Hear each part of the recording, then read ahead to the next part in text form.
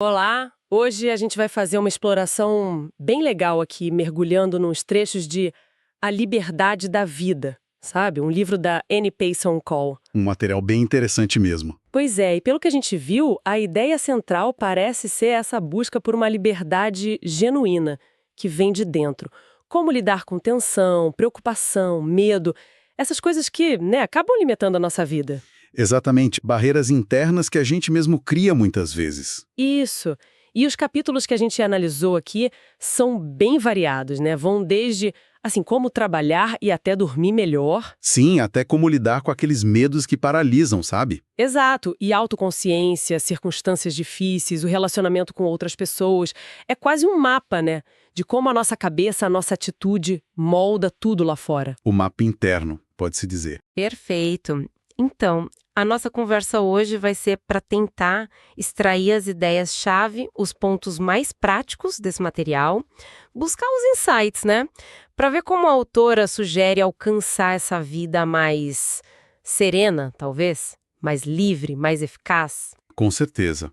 É um convite à reflexão sobre como a gente opera no dia a dia. E para já começar esquentando, tem uma ideia logo no início que me pegou. A autora diz que, muitas vezes, o que esgota a gente não é o trabalho em si. Ah, sim. É a maneira como a gente faz, né? Exatamente. E mais, que a gente pode estar fazendo a coisa certa, só que do jeito errado. Isso dá o que pensar, né? Vamos começar por aí. Vamos sim. É um ótimo ponto de partida. Então ela começa com aquele exemplo que eu achei bem forte, da moça super exausta com o trabalho, quase desistindo de tudo. Sim, um caso extremo de esgotamento. E a solução que dão para ela não é parar, que seria o óbvio, talvez, mas aprender a trabalhar de um jeito diferente. Quase como se fosse para ser preguiçosa de propósito. É curioso esse termo preguiçosa. Pois é, sem aquela tensão desnecessária. Ela até dá umas dicas práticas. Sentir os pés pesados no chão, sabe? Relaxar a mandíbula enquanto escreve, respirar fundo. Coisas assim, parecem pequenas, mas será que? Olha, o ponto-chave que ela levanta aí é justamente essa separação entre a tarefa, o trabalho em si, e a tensão que a gente, muitas vezes, sem perceber, adiciona a ele. A gente que complica, então. De certa forma, sim. Fazer algo certo, seja trabalhar, estudar o que for, do jeito errado, ou seja, com tensão, com ansiedade, é a receita para a exaustão, para o sofrimento. Faz todo sentido. E a concentração de verdade, segundo a Kel, não vem de fazer mais força, de tensionar. Vem de eliminar o que está atrapalhando. Tirar o ruído. Exato. O ruído da tensão muscular, da tensão nervosa, que a gente acumula. Por isso, essa prática consciente de relaxar, mesmo que pareça estranho no começo, esse jeito preguiçoso, pode, na verdade, criar um hábito muito mais eficiente e, claro, menos desgastante. É como aprender a usar a energia direito, né? Em vez de desperdiçar brigando consigo mesma. Perfeito. É fazer o corpo e a mente trabalharem em harmonia, não em conflito. Entendi. E essa mesma lógica, ela se aplica para o sono também. Porque, nossa, a dificuldade para dormir muitas vezes vem justamente daquela agonia, né? Preciso dormir, não consigo dormir. Exatamente, a ansiedade sobre a insônia. E aí a sugestão dela de cultivar uma, como ela chama, uma indiferença saudável sobre não conseguir dormir.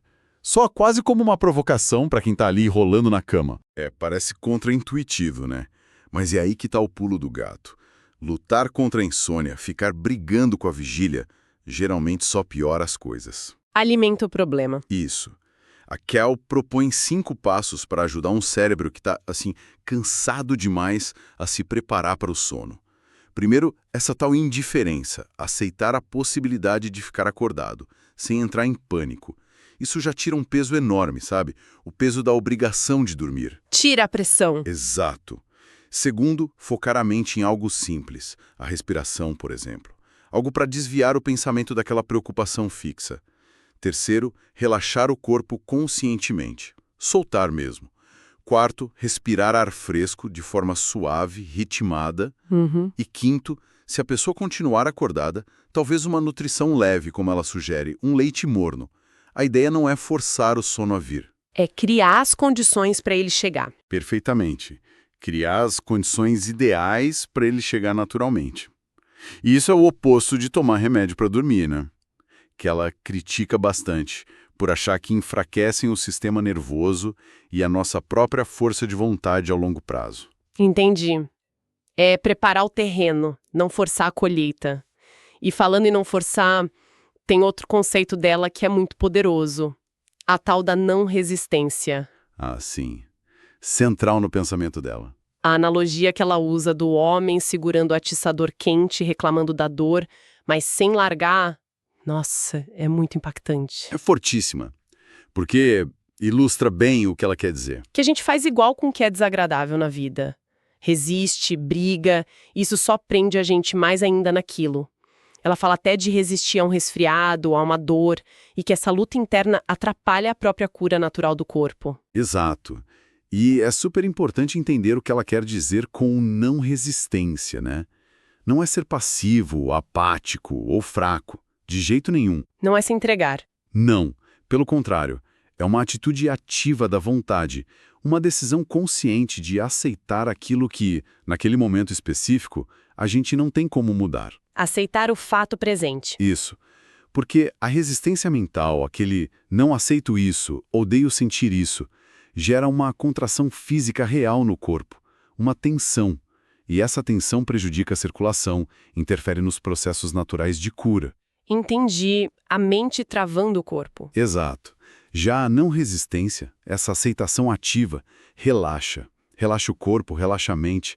E aí abre espaço para a natureza agir ou para os remédios funcionarem melhor, se for o caso. É como desentupir um cano para a água poder fluir livremente. Faz muito sentido pensar assim, mas essa ideia de não resistir, como ela se aplica aos medos? Aquele exemplo que ela dá do medo de perder o trem, que de tão tenso a pessoa acaba perdendo mesmo. Sim, um exemplo clássico. Ou medos mais profundos, né? Medo de fracassar, medo de ficar doente, medo do que os outros vão pensar. Ela até cita o medo de enlouquecer. Não resistir a isso não é meio perigoso? Não é se entregar ao medo? É uma pergunta excelente, porque toca num ponto delicado e crucial. A Kalawai conecta diretamente a resistência aos medos nervosos. O medo em si, seja de falhar, de pegar uma doença, de sofrer um acidente, da opinião alheia, ou até esse medo extremo da insanidade, ele dispara a nossa reação de resistir. Automaticamente, né? Sim. E essa resistência causa tensão, contração, que ou nos deixa mais vulneráveis àquilo que a gente teme, ou simplesmente drena a nossa energia vital. A solução que ela propõe é radical, não tem como negar. Estar disposto a encarar o que se teme. Disposto? Como assim? Disposto a falhar, disposto a adoecer, disposto até, no exemplo extremo dela, a ser insano. Essa disposição interna, essa aceitação da possibilidade, é o que quebra o ciclo vicioso. Medo, resistência, tensão. Quebra a força do medo sobre a gente. Exatamente. Relaxa tudo, libera a força mental e física que estava sendo gasta na luta interna. Mas atenção, o ponto não é ficar argumentando com o medo, tipo, não, isso não vai acontecer comigo. Não é otimismo forçado. Não, é aceitar a possibilidade daquilo acontecer sem briga interna, sem resistência. E ela mesmo reforça, isso não significa abandonar o bom senso, as precauções. Lembra da história árabe? Do camelo? Isso. Confie em Deus, mas amarre o seu camelo. É a aceitação interna, não é para ser imprudente nas ações externas. Entendi. É uma aceitação radical por dentro para tirar o poder do medo. Isso me liga com outras formas de resistência que ela aponta. A pressa, a preocupação, a irritabilidade. Sim, elas vê a mesma linha. Ela diz que também são formas de teimosia nossa, né? Um egoísmo em não aceitar os fatos como eles são. Aquele exemplo da criança preocupada com a lição. E o conselho de dizer para si mesma, não me importo se aprendo ou não. Isso, mas direcionado só para aquela parte que se preocupa. É uma abordagem curiosa para liberar a mente, para aprender melhor. Curiosa, mas segue a mesma lógica. A raiz comum que a Cal aponta para tudo isso é o egoísmo. Essa nossa dificuldade em aceitar a realidade como ela é, Nosso desejo que tudo seja do nosso jeito, nossa preocupação excessiva com a nossa imagem, não é apatia, é um desapego ativo da ansiedade. E para a irritabilidade? Aquela que não é só cansaço físico? Para a irritabilidade que ela chama de moral, que vem da frustração, do orgulho ferido, a chave também é a disposição. Estar disposto a ser incomodado, disposto a esperar, disposto a ouvir uma opinião diferente sem explodir. Essa disposição desarma a irritação antes que ela tome conta. Desarma por dentro. E a tal da autoconsciência, aquela sensação horrível de se sentir, sei lá, no centro das atenções, de ficar vermelho, de falar demais para disfarçar ou de travar completamente. É tão comum isso. Muito comum e muito desconfortável. Como a não resistência entra aí? A Cole define a autoconsciência basicamente como essa incapacidade de sair do próprio caminho. E a raiz, de novo, é se importar egoisticamente com o que os outros pensam de nós e querer parecer bem. O foco excessivo no eu e na imagem. Isso. A cura, mais uma vez, envolve aceitar os efeitos, estar disposto a ficar vermelho, disposto a parecer meio bobo, disposto a sentir o desconforto todo. E, claro, reconhecer a raiz egoísta disso, sem ficar se escondendo atrás da desculpa de ser só timidez. Aceitar até o ridículo, se for o caso. É por aí. E ela sugere algo prático. Praticar o silêncio atento e simpático, em vez de ficar falando pelos cotovelos por puro nervosismo e foco em si.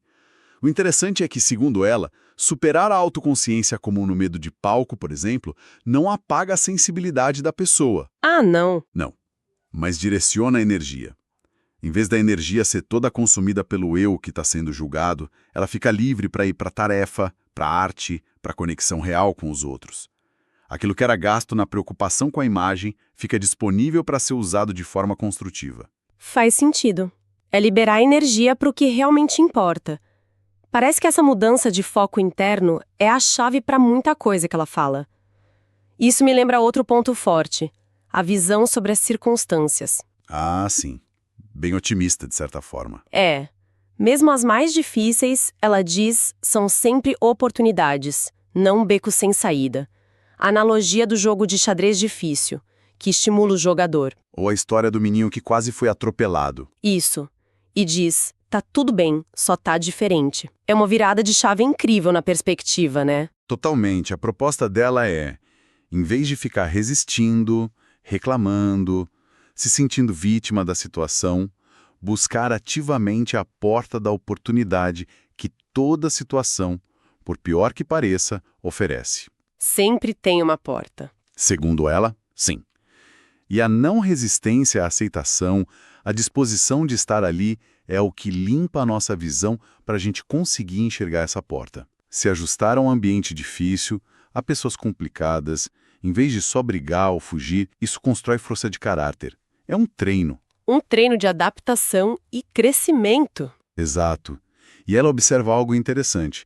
Muitas vezes, é justamente depois que a gente consegue se ajustar por dentro, aceitar a situação, que as coisas do lado de fora começam a mudar também. Como se a nossa mudança interna abrisse caminho. Funciona na prática com outras pessoas, principalmente aquelas que a gente acha, assim, difíceis.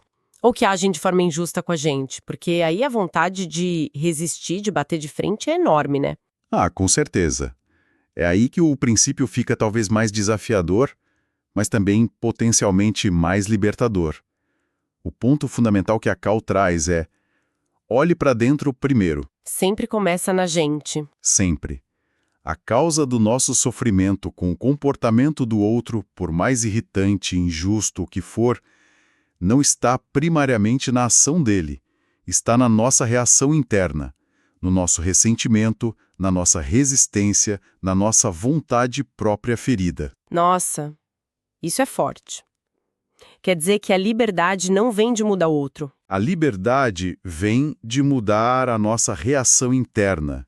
Se libertar da opressão do outro significa, antes de mais nada, se libertar dessa nossa reação que nos aprisiona. E ela é bem enfática num ponto. Nunca oponha a sua vontade pessoal diretamente à vontade pessoal do outro. Não bater de frente, vontade contra vontade. Exato. É dar murro em ponta de faca. É improdutivo, só gera mais conflito. É preciso achar um jeito de passar por cima, por baixo, dar a volta, sabe? Mas evitar o confronto direto de egos, de vontades pessoais. E a não resistência faz o que nesse caso? A não resistência desarma o conflito. Permite que a gente veja o outro com mais clareza. Lembra da história de tirar a trave do nosso olho antes de apontar o cisco no olho do outro? Sim, ela cita isso. Pois é. Essa clareza abre espaço para compreensão, talvez até para uma ajuda mútua real. E isso se conecta com outras ideias dela, como ter uma simpatia verdadeira que busca entender o ponto de vista do outro sem cair no sentimentalismo barato ou no egoísmo disfarçado. Diferente da simpatia falsa ou só profissional. Isso. E também se conecta com a ideia de desenvolver uma independência pessoal real, que não é isolamento, tipo, não preciso de ninguém, nem dependência, né? Mas um equilíbrio, como os órgãos de um corpo, cada um autônomo na sua função, mas trabalhando juntos para o bem do todo. Interdependência saudável. Muito profundo isso. Realmente desafiador, mas faz a gente pensar. E isso tudo nos leva ao último grande tema que se destacou para mim. O que é o verdadeiro autocontrole? Outro ponto crucial. Ela faz uma distinção bem importante. Controlar de verdade não é só segurar a aparência, sabe? Reprimir o que a gente sente ou quer fazer. Não é controle superficial. Não, é controlar o que está por dentro. Os motivos, os desejos, as emoções na raiz. Aquele exemplo da raiva que a pessoa engole, mas que continua ali dentro, corroendo. Ou o medo que escapa quando a pessoa está sob anestesia, mostrando que ele ainda estava lá. Exato. Mostra que só reprimir não resolve nada, só esconde. E segundo a Cal, não só esconde como causa dano. Reprimir não elimina o estado negativo. Ele continua lá, guardado, e pode causar doença, amargura, tensão crônica, enfim. Então qual seria o verdadeiro autocontrole para ela? Exige duas coisas basicamente. Primeiro, reconhecer o impulso negativo quando ele surge. A raiva, o desejo de revidar, o medo paralisante. Olhar para ele. Sem fugir ou negar. Isso. E segundo, usar a vontade para não dar abrigo a esse impulso. Não alimentá-lo. E como fazer isso? Relaxando a mente e o corpo, abandonando a resistência interna a ele. É quase como deixar o impulso passar, sem se agarrar a ele. Deixar passar. Interessante. Isso exige introspecção, né? Olhar para os próprios motivos, muitas vezes egoístas, que estão por trás desses impulsos. Não para ficar se chicoteando de culpa. Mas para quê, então? Para se libertar deles. É o tal limpar o interior do copo que ela menciona, usando outra referência bíblica. Limpar a fonte do problema. E tem um ponto muito importante aqui. Qual? A liberdade que a gente conquista com essa não resistência e com esse autocontrole interno não é para ficar parado, zen, sem fazer nada. Ah, não é um fim em si mesma. De jeito nenhum. É para ser usada para agir de forma útil no mundo, para servir aos outros, para fazer o bem de forma mais eficaz. Ela conecta tudo isso de forma bem direta a ensinamentos espirituais, como se esses fossem princípios, leis universais da vida, e o trabalho dela fosse mostrar como aplicá-los na prática, no dia a dia. A religião, para ela, seria então essa aplicação prática. Exatamente. Aplicar esses princípios para fazer o bem de um jeito que realmente funcione, que não seja só intenção ou aparência. Nossa, quanta coisa para digerir, né? Então, resumindo um pouco essa nossa exploração de hoje sobre a liberdade da vida, parece que a grande mensagem da Annie Payson-Cole é que a liberdade de verdade, aquela paz e aquela eficácia que, no fundo, todo mundo busca, começa dentro da gente. Começa e termina dentro. São para aceitar o que parece ruim de início, seja um desconforto físico, um medo, uma dificuldade com alguém, e focar em arrumar o nosso estado interior, os nossos motivos, em vez de só ficar tentando controlar as aparências, esse parece ser o caminho que ela aponta. Um caminho para uma vida mais plena, mais livre de verdade. É uma proposta de transformação interna profunda.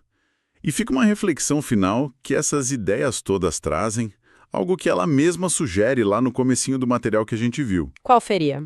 Cal diz que nós, seres humanos, diferente dos animais que são guiados puramente pelo instinto, temos uma capacidade única, a de nos forçar conscientemente a obedecer a princípios mais elevados, a leis internas que vão além do nosso egoísmo mais imediato. Interessante! Nos forçar a obedecer para sermos livres. Parece um paradoxo, né? Mas a pergunta que fica é: o que significa, na prática, no nosso dia a dia, escolher conscientemente obedecer a essas leis internas que ela conecta ao espiritual, em vez de seguir só os nossos impulsos mais básicos e egoístas?